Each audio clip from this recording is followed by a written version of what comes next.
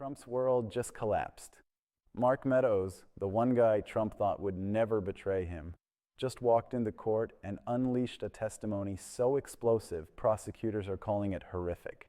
We're talking power pushed to the edge, secret calls, pressure campaigns, fake electors, and a conspiracy Meadows says Trump knew was illegal the entire time. And now prosecutors are saying, this isn't fines, this isn't probation, this is actual prison time. Meadows brought emails, messages, records, everything. Trump's inner circle is in meltdown, the cover-up is dead, and the truth just detonated in public. And here's the part that will shock you the most. Another big story making headlines in Washington this morning. President Trump has pardoned several high-profile figures accused in the effort to overturn the 2020 election. Ed Martin, the government's pardon attorney, posting the list on social media. It includes Rudy Giuliani, Trump's former personal attorney, former chief of staff Mark Meadows, and Sidney Powell, a former federal prosecutor. Important to note here, presidential pardons only apply to federal crimes, and none of these Trump allies were charged in federal cases. You know, every once in a while, we get one of those moments where the country has to decide what it actually believes in, not what it says on paper, not what's carved on marble, but what it's willing to enforce when it really hurts. Tonight is one of those moments, because if what Mark Meadows is reported to have told prosecutors is true, then we're not just talking about controversial tweets or heated rhetoric.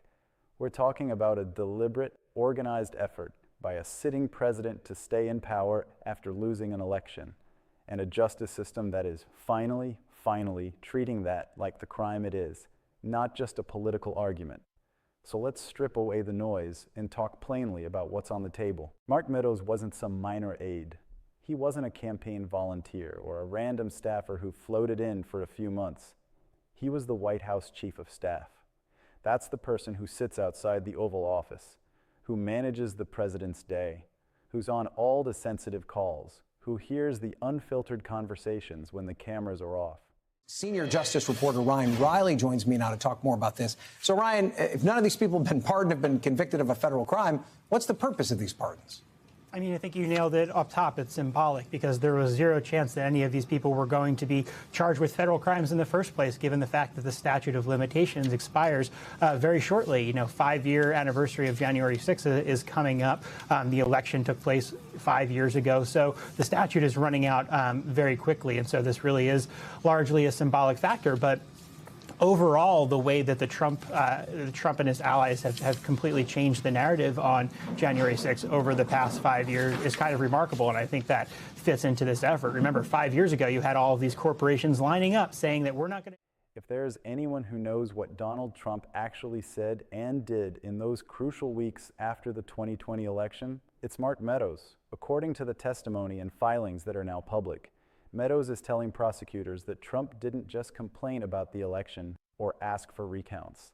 He directed a pressure campaign. He wasn't confused. He was intentional. He allegedly told Meadows to contact state officials, to arrange calls, to lean on people whose job was simply to count and certify votes. That infamous Georgia call, where Trump told the Secretary of State to find votes, that call didn't happen in a vacuum. Meadows was reportedly the one who made it happen, who set it up, who understood why the call was being placed and what outcome Trump wanted.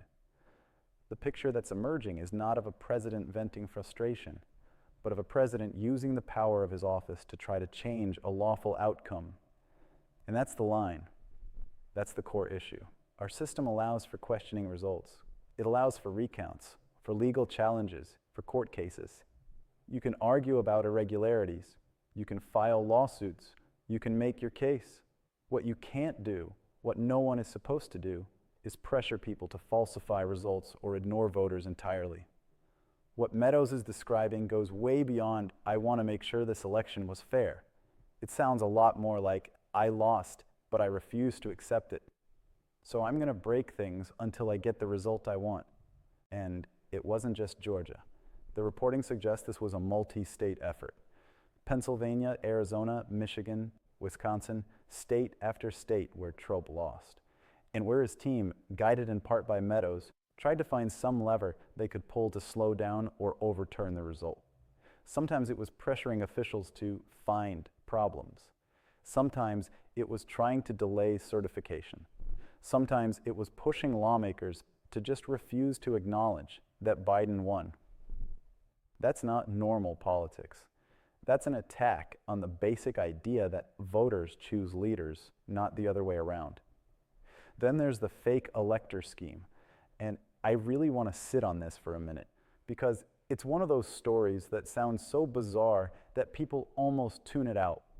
But it matters. The plan was to create alternative slates of so-called electors in states Biden won, people who would sign documents pretending to be the rightful electors for Trump, even though the voters chose Biden. Those fake certificates would then be sent to Washington so that on January 6th, when Congress met to count the electoral votes, there would suddenly be competing slates from the same state. The goal wasn't clarity. The goal was confusion. Confusion that could be exploited to delay the count or throw the result back to the states, or give Mike Pence an excuse to say, we can't certify this today.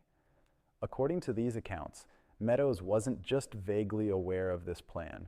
He was involved. He received messages about it, passed them along, talked to Trump about it, and crucially, Trump was reportedly told over and over again that these fake elector slates had no legal standing, that they were not legitimate, that they could expose people to criminal charges. And he pushed ahead anyway. That's the part that cuts through all the spin, knowledge and intent. If you are warned that a plan is illegal, and you look for different lawyers who will tell you what you want to hear, that's not a misunderstanding. That's you choosing the crime and shopping for cover. Now, let's talk about January 6th itself.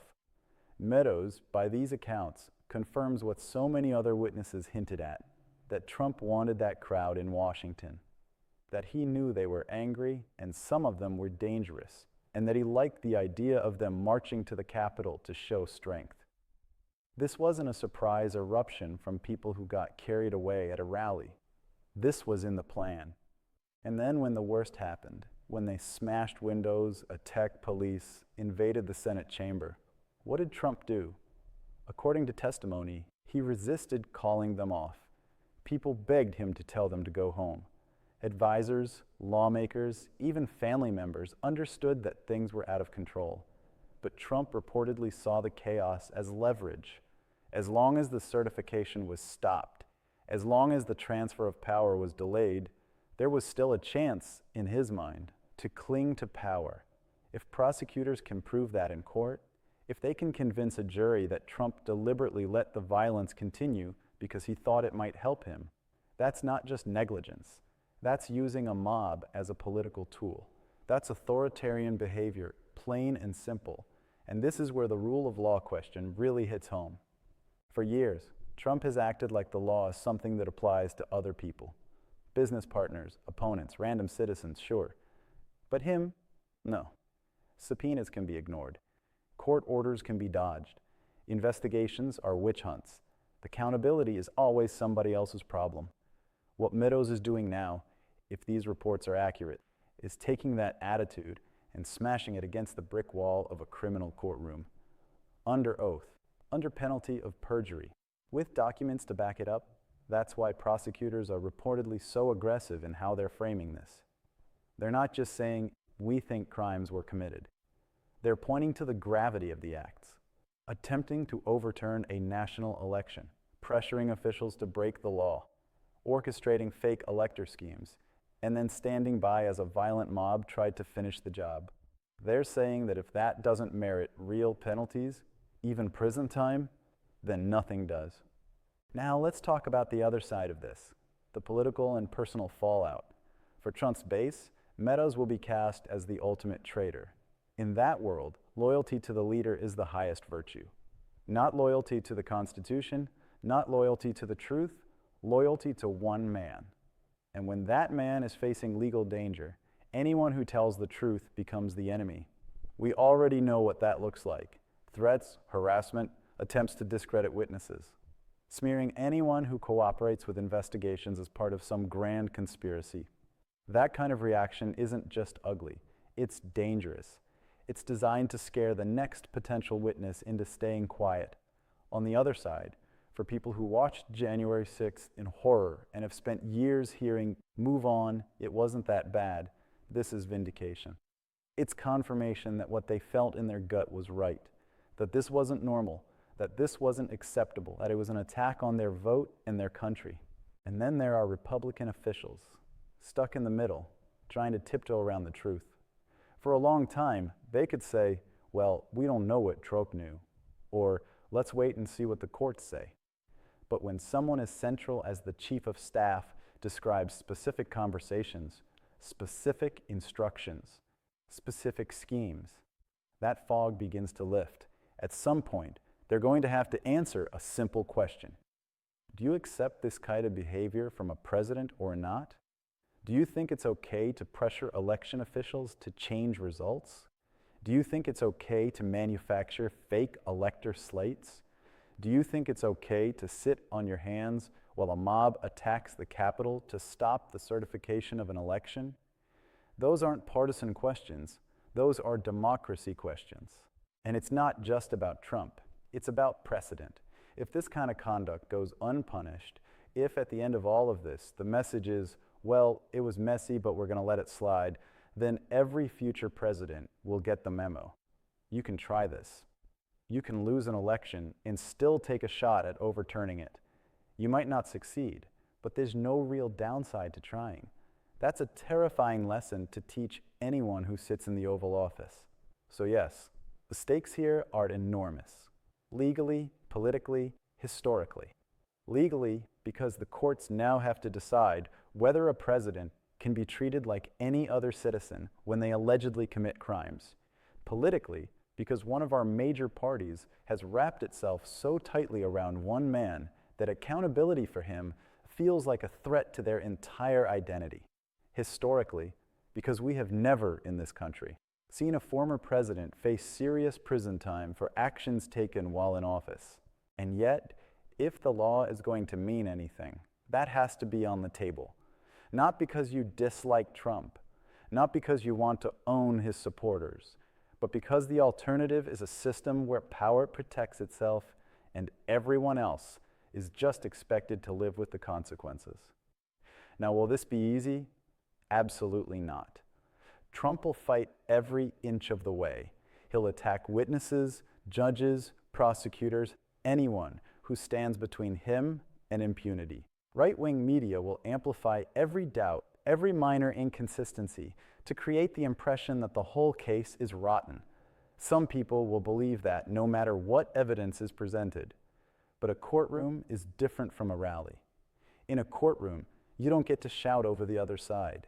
You don't get to tweet your way out of cross-examination. You don't get to declare victory because the crowd cheered. In a courtroom, you have evidence. You have witnesses. You have documents. You have a jury. And if what Meadows has handed over really is as detailed and supported as reports suggest, then Trump is, for the first time in a long time, up against a system he can't just bully into retreat. That's why this matters so much for the rest of us, because this isn't just the story of one man. This is a stress test for the American experiment. Do we still believe that the Constitution is stronger than any one politician? Do we still believe that peaceful transfer of power is non-negotiable? Do we still believe that laws apply even to those who occupy the highest office? If we do, then accountability here isn't optional, it's required. And if we don't, if we let this slide, if we shrug and move on because it's too divisive or too complicated, then we're quietly admitting that there is one class of citizen in this country that can act without consequence. And once you make that exception, you never really get your democracy back. So when you hear the phrase, "Trump faces prison," don't just hear it as a headline about one man. Hear it as a question being asked of all of us. Do we actually mean it when we say no one is above the law? Mark Meadows, of all people, has put that question in front of us in the clearest possible way. The answer we give through our courts, our politics, and our public pressure will define what kind of country we're living in long after Donald Trump is gone from the scene.